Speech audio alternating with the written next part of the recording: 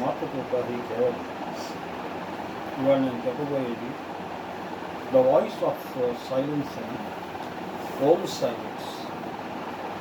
ఓంకి ఎన్ని నిర్వచనాలు ఉన్నాయో అందులో ఆనందఘనుల వారి యొక్క కుమారులైన నేను, నా పేరు రామకృష్ణ, ఒక్కొక్క ఓం అనే దానికి ఎన్ని రకాలుగా ధ్యానులు కానీ యోగులు కానీ ఓంకారాన్ని నిశ్శబ్దముగా ఎలా ధ్యానం చేస్తారు. నిశ్శబ్దము అంటే శారీరకమైన నిశ్శబ్దం కాదు, మానసికమైనది కాదు, ప్రాణము కూడా నిశ్శబ్దంగా ఉండాలి.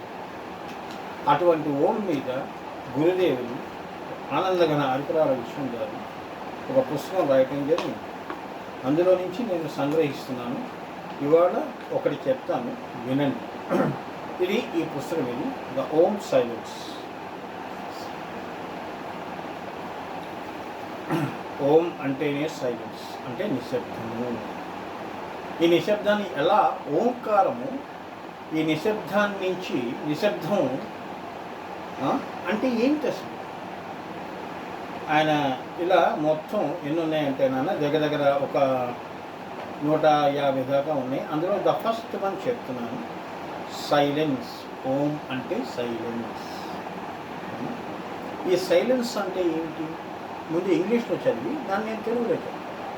Silence is to merge in nothingness. Silence is to merge in nothingness అంటే నిశ్శబ్దము సృష్టి క్రమంగా పైకి నుంచి కిందకి వస్తున్నప్పుడు ఈం శ్రీం హ్రీం ఓం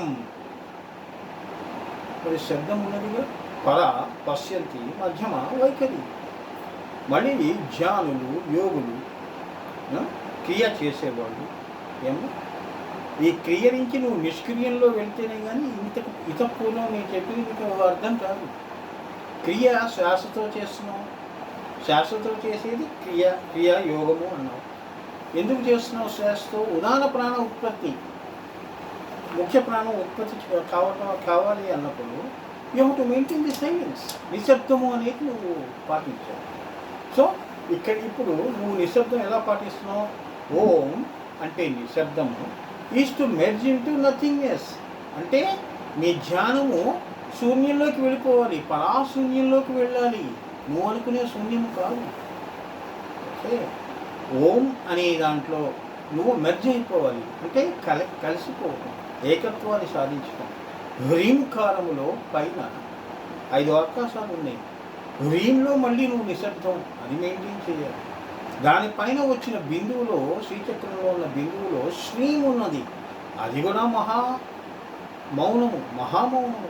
దానికంటే పైనది Om is to merge in nothingness అన్నాడు.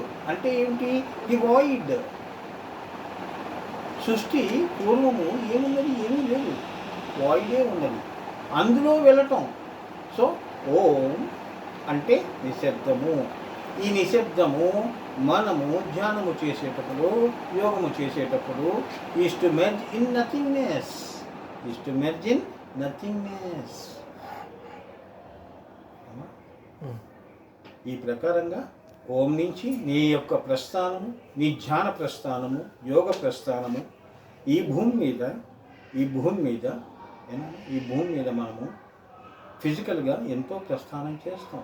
ఇదంతా కూడా ఓంకారము యొక్క అనేక రూపాలు. ఓంకారాన్నే పెట్టుకొని ఓం ఈజ్ ది సైలెన్స్ అన్నాడు. నువ్వు ఎందుకు ధ్యానం చేస్తున్నావు? నిశ్శబ్దాన్ని పాటించటం, అవునా? సో ఆ యొక్క నిశ్శబ్దాన్ని నువ్వు సాధించటం, ఆ యొక్క ఓం నుంచి ఓంని తీసుకెళ్ళి హ్రీంలో కలపటం, మళ్ళీ ఈ 2 వెళ్ళి బిందువులో శ్రీంలో కలవటము. ఈ 3 బిందువులు నువ్వు కాస్త ఏమవుతున్నావు? నథింగ్నెస్, పరాశూన్యము తప్ప ఏం లేదయ్యా బాబు. దేవుడు లేడు, జీవుడు లేడు అనే స్థితి.